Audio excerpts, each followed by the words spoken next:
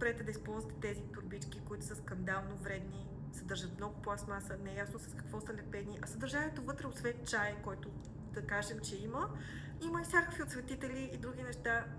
Смисъл, знам, че хората са свикнали с това нещо, но това не е полезно, много ви вреди, по-добре не го ползвайте. И без друго може да си купите един нормален насипен чай и да разберете какъв истинския вкус на чая и ще ви хареса доста повече.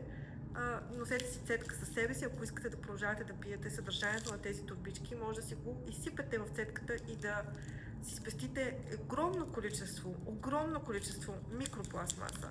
Друго нещо, което е много важно. Пластмасовите бутилки, за тях всички знаем, може да се съхранява и на слънце, изпускат химикали, вредни са. Ако можете, не ги ползвайте. Друго е дъските за рязане, които са пластмасови. Не ги ползвайте, няма смисъл. Изпускат пластмаса, то се вижда. Цялата дъска е нарязана, това къде е отишло. По-добре не ги ползвайте, сменете ги с естествени материали, нещо дървено или керамична дъска, нека да не е пластмасова.